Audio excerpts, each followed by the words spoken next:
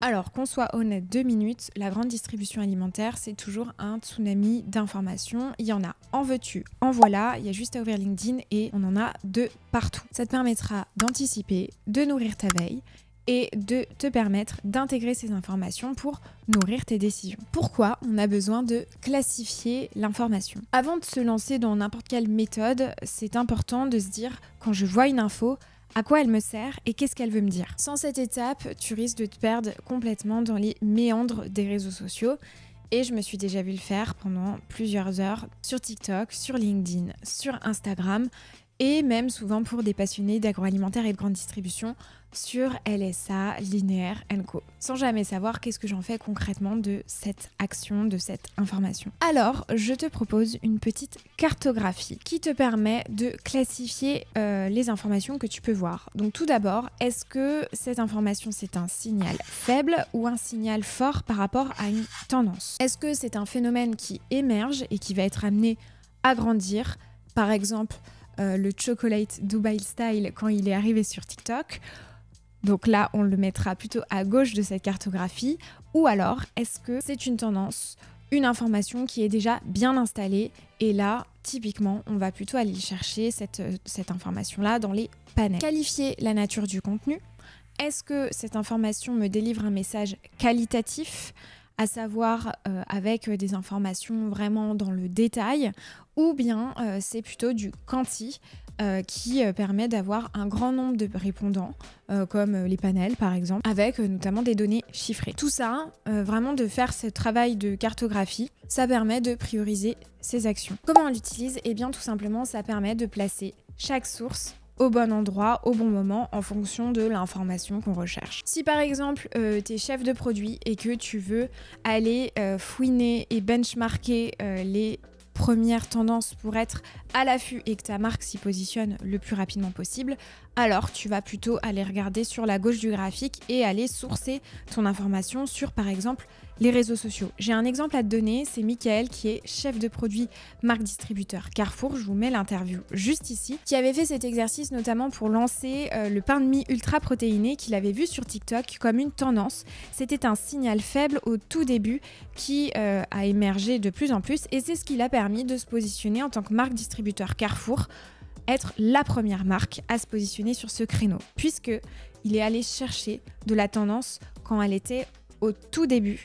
Et pour ça, il a bien structuré sa veille. La première veille que je veux te partager, c'est la veille comportementale. Et pour ça, j'ai un petit outil à te donner, c'est Google Trends. Alors c'est de l'or cet outil parce que c'est gratuit, c'est rapide. En fait, c'est un outil de Google qui permet de taper des mots-clés qui sont les plus tapés dans la barre de recherche Google et de voir s'il y a un intérêt. Par exemple, si vous êtes chef de produit pour le fromage, vous pouvez tout à fait comparer des mots-clés comme par exemple sans lactose ou bien fromage hyper protéiné. Regardez le volume de recherche sur internet et ça peut vous donner déjà quelques KPIs. C'est gratuit, c'est facile d'utilisation et ça permet une certaine veille, puisqu'il y en a plein d'autres, comportementale pour voir l'intérêt justement de certaines tendances ou non. La deuxième veille que je veux vous partager, évidemment, c'est la veille terrain, c'est la veille carrelage. Elle est essentielle. Et je le dirai jamais assez à tous les chefs de produits, catégorie manager que je croise, allez sur le terrain. C'est essentiel, c'est le meilleur laboratoire de benchmark et d'idées. Ça va de soi, mais parfois on n'y va pas assez. Alors il y a plusieurs veilles terrain qui peuvent s'opérer. La première, évidemment, c'est la veille en magasin. Au-delà du facing, on y voit les promos récurrentes, les ruptures, les changements de packaging, des évolutions en magasin et même certaines tendances émergentes. Je vous mets évidemment toutes les photos que j'ai pu prendre et je sais que pour les aficionados du terrain, vous avez plus de photos de magasins que de photos de famille. Mais ça, faut pas trop le dire. Dans la veille terrain aussi, on a tous les salons professionnels. Alors évidemment, on peut se parler du Cial, on peut se parler de Natexpo pour le bio, du salon Snack & Show pour toutes les tendances et innovations snacking. C'est vraiment là que les marques, les industriels vont pouvoir proposer les dernières tendances alimentaires et puis aussi faire une veille internationale. On voit beaucoup de produits venus des États-Unis qui ont été importés en France et qui se sont développés. C'est souvent dans ce genre de salon-là que vous allez pouvoir capturer des tendances. Et puis aussi en RHD, donc ce qu'on appelle la restauration hors domicile ou la restauration hors foyer, RHF. Donc c'est, vous l'avez compris, tout ce qui parle de la restauration hors domicile, en dehors du point de vente, est tout à fait intéressante à regarder. Et pour ça, j'ai un exemple à vous donner, c'est par exemple sur les bubble tea. Alors c'est une tendance qui commence à s'essouffler et à l'heure où vous regarderez cette vidéo, probablement qu'elle n'existera plus ou alors elle sera à un stade extrêmement mature. Mais en tout cas, on a commencé à voir ces boissons dans la restauration hors domicile et elle s'est implantée ensuite par la suite petit à petit en grande distribution. Et on pourrait tout à fait faire le parallèle par exemple sur les sushis et les bars à sushis qui par la suite se sont implantés en grande distribution. Et la dernière veille, et pas des moindres, c'est la veille média et la veille réseaux sociaux. On en parle assez peu parce que effectivement il y a une veille panel qui est extrêmement prédominante, chiffrée, quantifiée, qui est extrêmement intéressante et qu'il faut continuer à faire et à développer, et elle doit être prioritaire puisque effectivement elle a une quantité de données extrêmement forte, avec notamment des acteurs majeurs que sont Kantar, Nielsen et Circana, qui sont des instituts d'études, de panels et qui permettent justement de collecter cette information-là. Mais la veille média va permettre d'aller chercher, vous l'avez compris, une tendance assez prémisse et de faire justement de la veille comportementale. Et en fonction du réseau social sur lequel vous stalkez finalement vos consommateurs, vous n'allez pas toucher les mêmes consommateurs. Sur TikTok, on va être plutôt sur une cible extrêmement jeune, sur Facebook plutôt âgé, sur Instagram plutôt middle et sur Pinterest plutôt mid. On a même un Pinterest qui a créé son Pinterest Predict 2025 et Pinterest va analyser le volume des mots-clés qui sont tapés dans ce réseau social pour en sortir des tendances qui feront l'année 2025, 2026, 2027. Une tendance qui est assez intéressante et qu'on retrouve un peu en grande distribution, et on peut faire des parallèles, c'est la tendance par exemple Player One, où justement le mot par exemple avatar jeu a été tapé énormément de fois, et effectivement on le voit dans les rayons, ces licences Pokémon, Mario Kart arriver et popper un peu dans les produits de grande distribution. Bon, vous faites ce que vous voulez de cette information. En tout cas, je veux juste vous dire qu'entre les médias sociaux et la grande distribution, il y a évidemment des ponts qui sont faits et qui se développent de plus en plus. Et enfin, je ne pourrais pas conclure cet épisode sans vous parler de la presse spécialisée. Elle est prédominante, elle est extrêmement intéressante.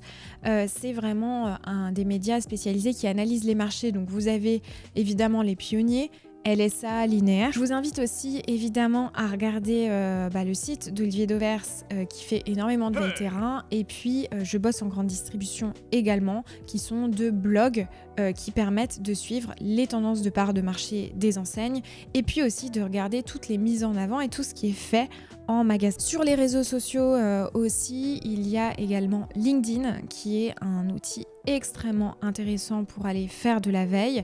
Je vous invite à regarder, sans faire ma promotion, sur mon compte Salomé Sherrington, où je poste toutes les semaines un récap des actualités agroalimentaires de la semaine qui permet vraiment d'avoir un benchmark de tout ce qui s'est passé sur la grande distribution, le retail et l'agroalimentaire. Enfin, la dernière veille que vous pouvez utiliser, qu'on pourrait classer dans les médias sociaux, c'est le podcast. Là, en ce moment même, vous êtes en train de regarder une vidéo YouTube. N'hésitez pas à rentabiliser vos trajets quand vous allez au travail, quand vous courez le matin ou autre, pour écouter des podcasts. Il y en a qui sont extrêmement intéressants. Forcément, je vais vous citer le mien, Sans filtre ajouté, où je fais des interviews avec des professionnels de la grande distribution qui vous donneront beaucoup d'informations et de veille. Bon, maintenant c'est bien beau, quand on s'est dit tout ça et qu'on a parlé de la multitude d'informations qu'il y a sur les réseaux sociaux, comment on fait pour bien classer sa veille et finalement pour avoir des dossiers. Alors vous pouvez le faire à l'ancienne avec des dossiers sur Microsoft ou sur votre Mac par thématique. Je me suis testée à le faire, ça a commencé à être très compliqué. Je vous propose un outil qui est tout à fait intéressant à base d'intelligence artificielle qui s'appelle Notebook KLM. Sur Notebook KLM, vous avez juste à ouvrir des dossiers, classifier tous les PDF qui traitent de la même thématique, donc ça peut être des PDF, des vidéos YouTube, des podcasts, des sites internet, et Notebook KLM va vous faire un dossier à base d'intelligence artificielle. Vous aurez la possibilité de poser des questions à travers ce moteur de recherche et Notebook KLM viendra chercher l'information dans vos fichiers directement. Assez intéressant comme méthode pour classifier sa veille. Voilà, vous avez maintenant toutes les cartes en main pour faire une veille bien carrée et vous en servir dans le cadre de vos jobs respectifs. L'objectif, c'est de nourrir vos jobs, d'être crédible évidemment en rendez-vous avec les enseignes, en interne quand vous allez présenter vos produits marketing &co. Si vous souhaitez passer à la vitesse supérieure, j'organise des workshops pour traiter de tous ces sujets-là. J'interviens en entreprise sur ces sujets de veille agroalimentaire et grande distribution, de veille et tendance, et j'accompagne les dirigeantes de start-up PME à se développer sur le marché de la grande distribution. Vous avez tous mes contacts en commentaire de cet épisode et je vous souhaite une bonne veille. À la semaine prochaine. Au revoir.